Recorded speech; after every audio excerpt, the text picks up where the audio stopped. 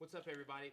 So I'm gonna go over lasso sweep, and this is very reminiscent, the stuff we're working on in this video situationally of a game I used to play all the time, knee shield half guard, okay? So 93 guard, people call it different things, but when the knee is more vertical, you know, tilted in, it's a mobile knee, you know, so you're kind of here, and then people call Z guard where it's straight across.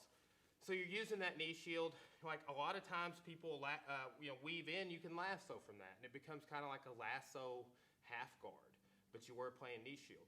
So when people try and pass your open lasso guard, right, this is like I have open guard, foot on the hip here, I come over and he pushes that knee down, he steps over. Now look, I'm in half guard.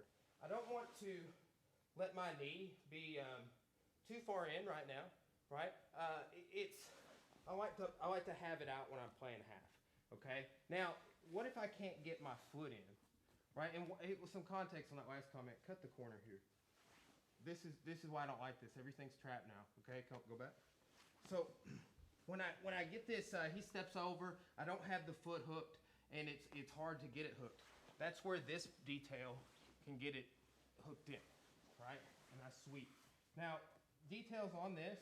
Right? A lot of times, if you don't get your leg cleared out, no big deal for sport, start coming up into pass points.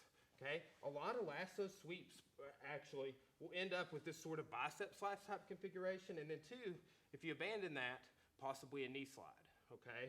Like a knee slide style pass, cutter pass. All right? So, you know, observe this and observe that it's a problem you've got to deal with, or you've got to kind of stay down, if that makes sense. Like, so I could pull into a situation here where I'm working like an outside heel hook. Okay, so just a cool little variation, right? But I've seen people be able to do the knee slide and still get the bicep slicer. A lot of people drill that, but I usually like to abandon this and come up into the knee slide pass and clear his hips back. So I don't get hung up. A lot of times, again, people really time this, hit that knee slide and still pursue the bicep slicer. It's just a little higher level detail, okay? So just, you know, we talked in some other videos we put out, you're seated, feet in the hips first, okay? Maybe you're doing this from closed guard here, right? So, boom, boom, you're coming in. But he pushes this knee down and he steps over it. Come in here, right? Again, never wanting this arm to go under my head, dripping sometimes. See, I was able to clear the foot. Hold on to my foot.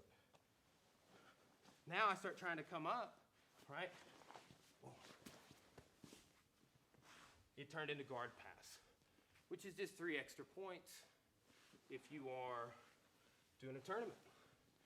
So, like, that's a conversation we've been having around here for the competitors, is that a lot of times, if you look, a takedown or a sweep will be followed by somebody having a pass guard. I watched it happen, like we had a conversation about, and then I watched it happen in here twice at an open mat right after the conversation. So, like, really good people, you sweep them, right? And then they retain their guard versus getting stuck inside mount. Some sort of situation like this happened where you didn't get untangled and there's some time passed, and then you do actually get a guard pass.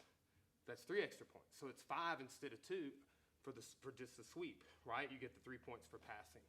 So just kind of some strategy there that comes in with some of these sweeps where they're not like super clean, meaning you land in like the best side mount pin. And yeah, on these lassos, sometimes you've got to do some work afterwards. If you're a competitor, that translates straight over to sport. Thanks.